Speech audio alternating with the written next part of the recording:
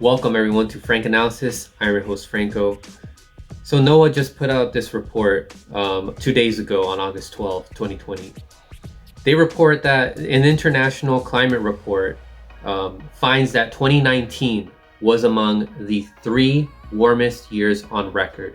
And on record refers to dating back to 800,000 years from when we can get records from ice cores.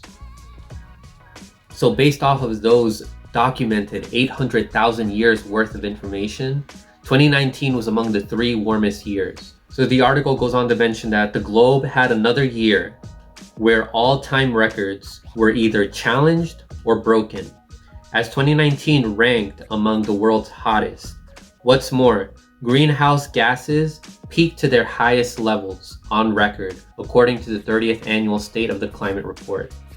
And the State of the Climate Report is linked in this article, so you can check that out. It's 435 pages. You can look through some of the studies that are aggregated there, and they have a lot of figures that show how much destruction was caused to the planet and how much increase in temperature we've had in 2019. So some notable findings here that this article mentions that last year continued Earth's warming trend. We've been in an upwards trend, and this goes hand in hand with our increase in carbon dioxide in our atmosphere. They also find that Earth's greenhouse gases were at their highest level on record. The sea surface temperatures were near record warm. Sea levels were the highest on record again.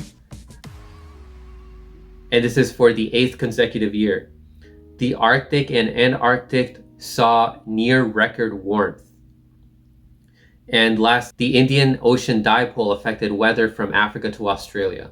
So I just want to point out here that the reason why we have so much destruction right now on our planet, not just from climate change, because there's also other environmental effects that we create on our planet, that is the result of overexploitation of resources.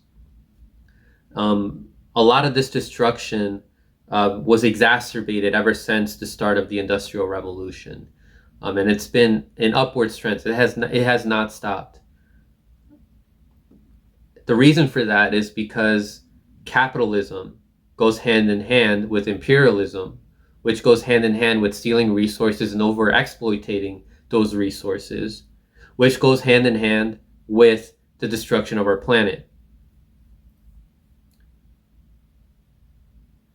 So you can vote for Joe Biden all you want if that's what you think the solution will be, because you think that Joe Biden is better on the environment than Donald Trump because he's going to go back to the Paris Climate Agreement. But in the end, Joe Biden is still going to serve the corporations which demand him to go into all these countries and steal their resources, which again contributes to the destruction of our planet. If you haven't yet read the book, The Shock Doctrine by Naomi Klein, please read it. It's a must read, especially if you're a progressive. It goes into the details of how the US empire has taken advantage of situations of disasters by nature or economic disasters to implement private programs, to take away from social programs and implement private programs so that US corporations can benefit. And they do this not just in the US, but in other countries. There's another article here that I recommend everybody to read.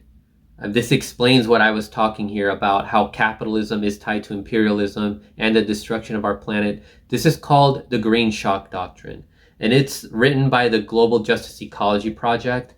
I've had Ann Peterman on this show before, who sits on the board of the Global Justice Ecology Project, and this just explains how capitalism is the biggest reason for why we have such destruction in our planet, not just with climate change, but other environmental destructions as well, such as destruction of land, which then hurts mainly indigenous communities.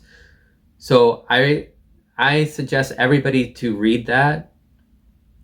And just to read just an example here, of how even if we have a Democrat, if they're still serving corporations, we're still going to get more destruction of our planet. So in their introduction, they say that many are talking about solutions to the crisis of climate change. Some, like US President Barack Obama, argue that we can achieve effective action on climate change by merely tweaking the status quo, making business as usual a little more energy efficient, or promoting the use of industrial scale clean energy like fracked natural gas, nuclear power, or wood-based bioenergy, all part of the scheme to create a green version of capitalism.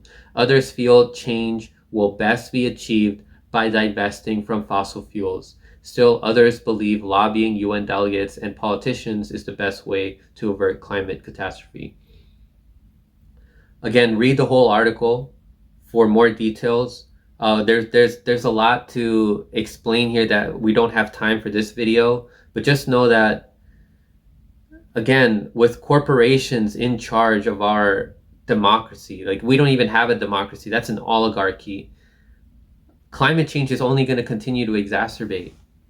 The destruction of our environment is only going to continue to exacerbate. And neither Donald Trump or Joe Biden is going to do anything about it.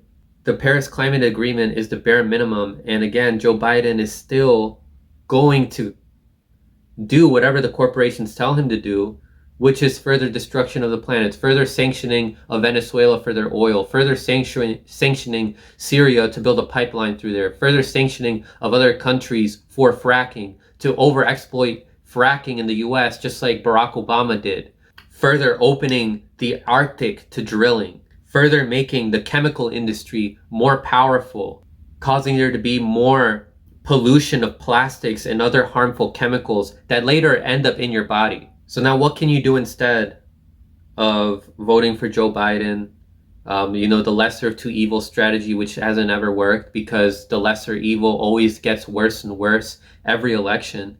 So what can you do? You can go out in the street and protest. You can organize in your community. You can inform yourself.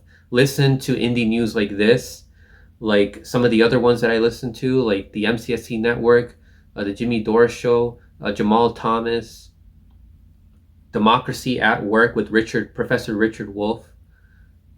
Inform yourself. Listen, look at articles published by the Gray Zone, by Mint Press News, by Consortium News, the Black Agenda Report. Vote for down ballot candidates. The most pressure that you can apply to anybody in politics is to your local candidates.